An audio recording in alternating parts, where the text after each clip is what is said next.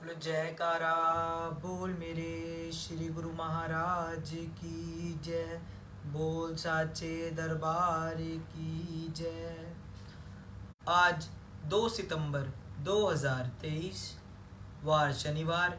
मैं आनंद सिंह अमृतवाणी सेवा ट्रस्ट एवं श्री हरिहर सत्संग मंडल की तरफ से आपको अपना सत्संग शुरू करता हूँ। सत्संग अमृत वचन। कई छोटों पर दबाव डाल स्वयं को श्रेष्ठ समझते हैं, परंतु श्रेष्ठ तो वही हैं जो प्रेम और नम्रता से परिपूर्ण हैं। यदि तुमने संसार की समस्त वस्तुएं मालिक के प्रेम हेतु त्याग दी तो समझो असत्य के बदले सत्य प्राप्त किया तुम भाग्यशाली हो। वास्तव में वही बुद्धिमान है जो मालिक की आज्ञा के सन्मुख अपनी चतुराई त्याग देता है। उतावलापन त्याग, धैर्य को अपनाओ, मालिक पर विश्वास करो तो वे सब भला ही करेंगे। संसार में कितने ही लोग एक दूसरे के विरुद्ध प्रचार करते हैं, परंतु विचारवान किस बात को दिल पर लगाकर क्रोध नहीं करते और ना ही दुखी होते हैं। जिसकी सारी सूरती शरीर में है उसे एक न एक रोग लगा ही रहता है। मन का स्वभाव बुराई की तरफ शीघ्र टूट जाने का है। तुम उसे रोको, ना कि स्वयं ही उससे मिल जाओ। चोट लगने से 1 सेकंड में हड्डी टूट जाती है या अपने स्थान से सरक जाती है तो उसे ठीक करने में समय लगता है। यदि कहीं मन अपने वास्तविक पथ से सरक या भटक गया तो कई जन्मों तक कष्ट भोगना पड़ेगा। इसलिए तुम सचेत रहो। चुगलखोर या चापलूस लोग तुमसे मधुर मधुर बातें करने का प्रयत्न करेंगे। ध्यान रखना कहीं उन पर विश्वास करके अपनी हानि न कर बैठना। अभिमान ना करो। ऐसा ना सोचो कि एक बार मुंह से जो बात निकल गई उससे फिर क्यों बदलूं।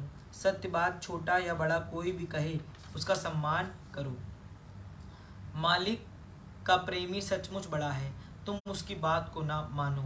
कोई ऊंचा नीचा कुछ भी कहे तुम उसे अनसुनी कर दिया करो, क्योंकि गंदगी में लकड़ी फिराने से दुर्गंध ही निकलेगी। दूर से दूर की जानने वाली चतुर और सयाने अथवा बुद्धिमान संसार में अनेकों हैं, परंतु प्रत्येक मनुष्य अपनी सयानपन और बुद्धिमत्ता तथा चतुराई से भक्ति का धन प्राप्त नहीं कर सकता। इसलिए तुम विनम्र होकर चलो तो सच्चा लाभ प्राप्त होगा। अपने से अधिक नम्रता और निष्काम भाव से सेवा करने वाले को देखो तो अहंकार बढ़ने का रोग स्पर्श नहीं करेगा। अधिक तथा व्यर्थ बातें ना करो। आज जिसे मित्र समझकर दिल का हाल दे रहे हो, कल वे शत्रु बनकर तुम्हें दुख देंगे। जितना सांसारिक व्यक्तियों से अधिक संपर्क रखोगे उतना ही अंतर्मुखता से दूर होते चले जाओगे। चतुर व चालाक के रूठने से भयभीत नहीं होना चाहिए। भय हो तो केवल एक मालिक का हो कि कहीं वह रूठ ना जाए। जो भी तुम्हारे साथ प्रेम करता है उसके प्रेम को प्रभु की भेंट कर दो, क्योंकि जब तुम अपना उत्तरदायित्व संभालने में ही असमर्थ हो तो दूसरों का भार कैसे उठा सकोगे।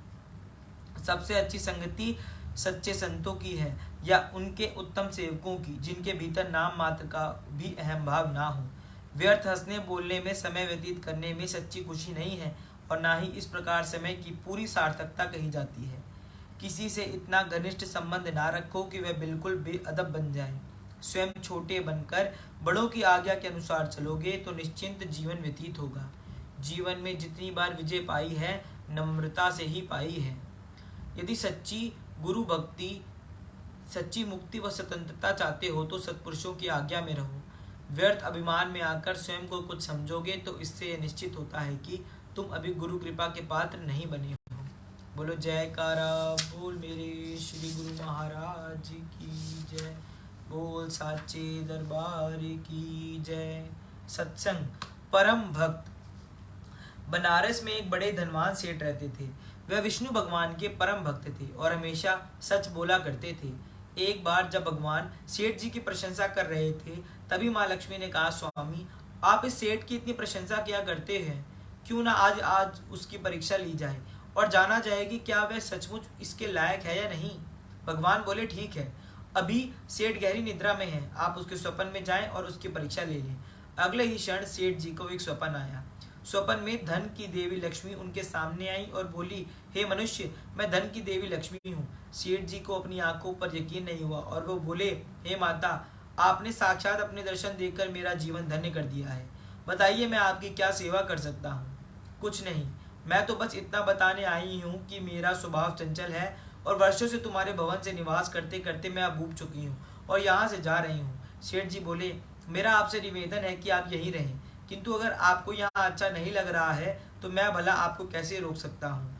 आप अपनी इच्छा अनुसार जहाँ जाएं, जहाँ चाहे वहाँ जा सकती हैं। और माँ लक्ष्मी उसके घर से चली गई। थोड़ी देर बाद वे रूप बदलकर पुनः सेठ के स्वप्न में यश के रूप में आई और बोली, सेठ मुझे पहचान रहे हो? सेठ, नहीं महोदय, आपको नहीं पहचाना। यश, मैं यश हूँ। मैं ही तेरी कीर्ति और प्रसिद्धि का कारण हूँ, लेकिन अब मैं तुम्हारे साथ नहीं रहना चाहता क्योंकि माँ लक्ष्मी यहाँ से चली गई, अतः मेरा भी यहाँ कोई काम नहीं। सेठ, ठीक है, यदि आप भी जाना चाहते हैं तो वही सही। सेठ जी अभी भी स्वप्न में ही थे और उन्होंने देखा कि वह दरिद्र हो गए हैं और धीरे धीरे उनके सारे रिश्तेदार व मित्र भी उनसे दूर हो गए हैं। यहाँ तक कि जो लोग उनका गुणगान किया करते थे वे भी अब बुराई करने लगे हैं। कुछ और समय बीतने पर माँ लक्ष्मी धर्म का रूप धारण कर पुनः सेठ के स्वप्न में आई और बोली, मैं धर्म हूँ। माँ लक्ष्मी और यश के जाने के बाद मैं भी इस दरिद्रता में तुम्हारे साथ नहीं दे सकता।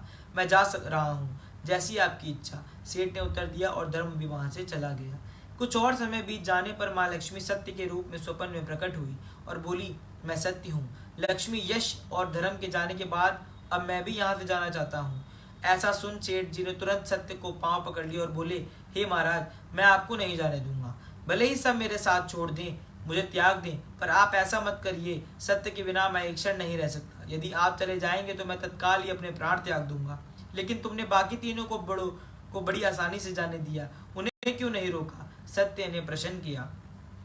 सेठ जी बोले, मेरे लिए वे तीनों भी बहुत महत्व रखते हैं, लेकिन उन तीनों के बिना भी भगवान के नाम का जाप करते करते उद्देश्य पूर्ण जीवन जी सकता हूँ। परंतु यदि आप चले गए तो मेरे जीवन में एक झूठ प्रवेश कर जाएगा और मेरी वाणी अशुद्ध हो जाएगी। भला ऐसी वाणी से मैं अपने भगवान की वंदना कैसे कर सकूंगा? मैं तो किसी की कीमत पर आपके बिना नहीं रह सकता। सेठ जी का उत्तर सुन सत्य प्रसन्न हो गया और उसने कहा, तुम्हारी अटूट भक्ति ने मुझे यहाँ रुकने पर विवश कर दिया और अब मैं यहाँ से कभी नहीं जाऊंगा। और ऐसा कहते हुए सत्य अंतर ध्यान हो गया। सेठ जी अभी भी निद्रा में थे। थोड़ी देर बाद स्वप्न में धर्म वापस आया और बोला, मैं अब तुम्हारे पास ही रहूंगा क्योंकि यहाँ सत्य का निवास है। सेठ जी ने प्रसन्नता पूर्वक धर्म का स्वागत किया। उसके तुरंत बाद भी यश भी लौट आया और बोला, जहाँ सत्य और धर्म है वहाँ यश स्वतः ही आ जाता है, इसलिए अब मैं भी तुम्हारे साथ ही रहूंगा। सेठ जी ने यश को भी अब आवा भगत की और अंत में माँ लक्ष्मी आई और उन्हें देखते ही सेठ जी नतमस्तक होकर बोले, हे देवी, क्या आप भी पुनः मुझ पर कृपा करेंगी? अवश्य, जहाँ सत्य, धर्म और यश हो वहाँ मेरा वास निश्चित है। माँ लक्ष्मी ने उत्तर दिया। ये सुनते ही सेठ जी की नींद खुल गई। उन्हें यह सब स्वप्न लगा, पर वास्तविकता में वह एक कड़ी परीक्षा से उत्तीर्ण होकर निकले थे।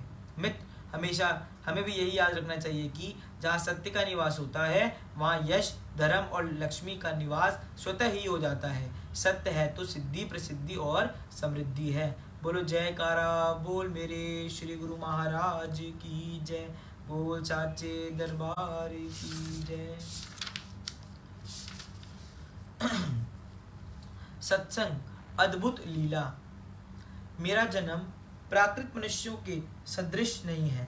मैं अविनाशी स्वरूप अजन्मा होने पर भी तथा सब भूत प्राणियों को ईश्वर होने पर भी अपनी प्रकृति को अधीन करके योग माया से प्रकट होता हूँ। जैसा कि भगवान ने उच्चारण किया है कि मैं प्रकृति को अपने अधीन करने योग माया से प्रकट होता हूँ। अब भी उन्होंने योग माया को बुलाया और आदेश दिया कि तुम यशोदा के घर जन्म लो तो, तथा मैं देवकी पुत्र कहलाकर यशोदा के घर पहुंच जाऊंगा। देवकी की 8वीं संतान के जन्म से पूर्व कंस ने देवकी वसुदेव पर दुगने प्रहरी नियुक्त कर दिए और प्रहरियों से कहा कि देखते रहना कहीं हमसे छल ना हो जाए। विष्णु बड़ा छलिया है, मैं उसका कोई भी चाल सफल नहीं होने दूंगा। वारे कंस, स्वयं कह रहा है कि वह छलिया है और समझ नहीं आ रहा। अब देख भगवान के छलिया रूप। प्रथम तो वे देवकी के गर्भ में आए ही नहीं। एक ज्योति पुंज बंदी ग्रह में प्रकाशमान हुआ और सारी धरती फूलों से भर गई। देवकी और वसुदेव ने उस दिव्य रचना को नमस्कार किया। प्रहारी एक दिव्य तेज को देखकर अंदर आए और घबराते हुए पूछने लगे, ये इतने फूल कहाँ से आए? देवकी ने निर्भय होकर कहा, यह तुम्हें विदित होना चाहिए कि ये फूल कहाँ से आए हैं। हम तो जंजीर में जकड़े हुए हैं। कुछ फूल एकत्र करके कंस के सामने ले जाए गए। वह फिर भी उस संकेत को ना समझ पाया कि जहाँ फूल आए हैं वहाँ फल भी आएगा। जीव बुद्धि यहाँ कुछ नहीं कर पाएगी।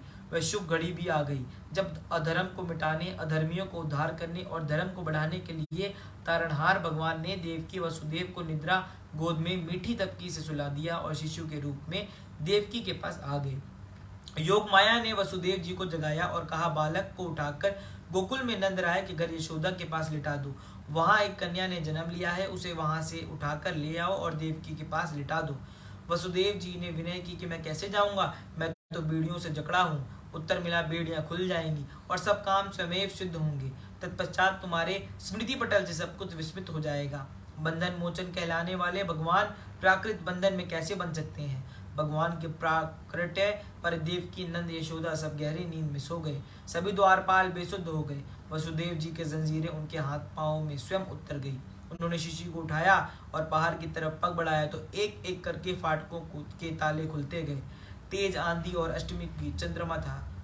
उसने प्रभु के दर्शन किए और अब मेघों ने बरसाना शुरू किया। वसुदेव यमुना के किनारे पहुंचे तो एक खाली टोकरी तैरती हुई निकट आ गई। उन्होंने उसमें बाल स्वरूप श्री भगवान को लिटाकर यमुना जी में प्रवेश किया। अत्यधिक बरसात हो रही है। शेषनाग ने आकर प्रभु के ऊपर अपना फन फैला दिया। अब यमुना जी ने प्रार्थना की, प्रभु क्या आप मुझे भूल गए? पहले जब राम अवतार में आए तो सरयू पर डेरा लगाया, गोदावरी के किनारे पंचवटी में निवास किया, अर्थात उन्हें कृतार्थ किया। अब जरा अपने चरण बाहर निकालिए और मुझे चरण स्पर्श का सुअवसर प्रदान कीजिए। प्रभु की लीला की, कभी वे चरण ऊपर करते और फिर टोकरी में कर लेते। इस प्रकार कितनी बार यमुना जी को चरण नहीं छूने दिए। उसने कहा, भगवान अब मेरे पास आए हो तो मैं भी अपनी अधीरता मिटाकर रहूंगी। जब तक जल में चरण नहीं छुआओगे तब तक यमुना पार नहीं कर सकती। यमुना बड़े वेग से ऊपर को बढ़ने लगी। वसुदेव जी नाक तक पानी में डूब गए। भगवान ने झट चरण यमुना जल को छुआए और यमुना ने चरण स्पर्श कर अपनी हार्दिक अभिलाषा पूर्ण की।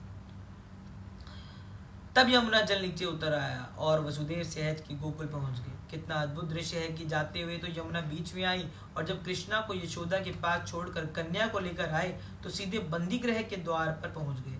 पुनः एक एक करके द्वार बंद होते गए और द्वारों के ताले लग गए। वसुदेव जी के हाथ पांव फिर से बेड़िया में जकड़ गए। इस मनोहर लीला को चिन्ह मात्रा में भी उन्हें स्मरण ना रहा। प्रभु की लीला ही ऐसी थी, क्योंकि वसुदेव परम सत्यवादी थे। जब कंस को यह सूचना मिली कि कन्या ने जन्म लिया है तो उसने उसे भी दीवार पर पटकते हुए कहा, विष्णु चाहे तू कन्या बनकर आ, मैं तुझे जीवित नहीं छोड़ूंगा। प्रथम आकाशवाणी ने यही कहा था कि मूर्ख, तेरी ममतामयी बहन से तेरा काल उत्पन्न होगा। और अब जब अजन्मा ने अवतार लिया तो पुनः कन्या ने अष्टभुजा तुझे मारने वाला कहीं और जन्म ले चुका है। अष्टभुजा योग माया का रूप प्रकट कर यही कहा कि मूर्ख, मुझे मारने से तुझे कोई लाभ नहीं, तुझे मारने वाला कहीं और जन्म ले चुका है। तब भी कंस को अपनी मूर्खता पर ध्यान नहीं आया कि मैं जीव हूं और मैं वे भगवान है। भगवान जीव के वश में अहम और शक्ति के बल से नहीं आ सकते। वे तो उसकी भक्ति की मांग पर उसका उद्धार करने आए हैं। भगवान के प्रेमी सब ओर से चित्त वृत्तियों को मोड़कर एक प्रभु की ओर जोड़ते हुए जन्म जन्मांतर तक प्रभु प्रेम को पाने की अभिलाषा रहते हैं। तो भगवान भी सब उनकी भावनाओं का आदर करते हुए उसी रूप में उन्हें दर्शन देकर कृतार्थ करते हैं। भगवान की अद्भुत लीला को गुणगान वेद शास्त्र भी नहीं कर सकते। जीव बुद्धि की पहुंच वहां कैसे पहुंच सकती है। संत सत्पुरुष भी यही उपदेश देते हैं कि नित्य निरंतर भगवान के नाम में दिल लगाओ, उनकी मधुर मधुर लीलाओं का यशोगान करते हुए प्रभु चरणों में प्रेम बढ़ाओ और अमृत का पान करते हुए अमरतप को पाओ। इसी में जीवन की पूर्णता है। बोलो जयकारा बोल मेरे श्री गुरु महाराज की, बोल साचे दरबार की जय। सत्संग। मूल्यवान कुर्ता। संत कबीर रोज अपने शिष्यों को और अन्य लोगों को उपदेश किया करते थे। कबीर जी को उपदेश सुनने एक धनी व्यक्ति भी आता था। धनी व्यक्ति कबीरदास जी से बहुत प्रभावित था। एक दिन उस धनी व्यक्ति ने देखा कि कबीरदास जी जो कुर्ता पहनते हैं वह बहुत पुराना हो गया और कुर्ता बहुत ही सामान्य कपड़े से बना था। अगले दिन धनी व्यक्ति एक मूल्यवान कुर्ता लेकर पहुंचा और कबीरदास को उपहार में दे दिया। कुर्ता मखमल से बना था। बाहर की ओर से कुर्ता मखमली था और अंदर की ओर से उसमें सामान्य कपड़ा लगा था। धनी व्यक्ति ने सोचा था कि अब कबीरदास जी उसका दिया हुआ कुर्ता पहनेंगे। अगले दिन जब वह व्यक्ति फिर से कबीरदास जी के पास पहुंचा तो उसने देखा कि कबीर जी उल्टा कुर्ता पहने हैं। दरअसल कबीरदास जी ने कुर्ते का मलमल वाला हिस्सा बाहर की ओर था और बाहर सामान्य कपड़ा दिख रहा था। उस धनी व्यक्ति ने कबीर जी से पूछा कि ये आपने क्या किया, आपने तो कुर्ता उल्टा पहना है। कबीर जी ने वहां बैठे लोगों से कहा कि ये मूल्यवान कुर्ता है, इन सज्जन ने यह उपहार में दिया है। सभी लोगों ने भी कबीरदास जी से पूछा कि कुर्ता मूल्यवान है तो आपने उल्टा क्यों पहना है।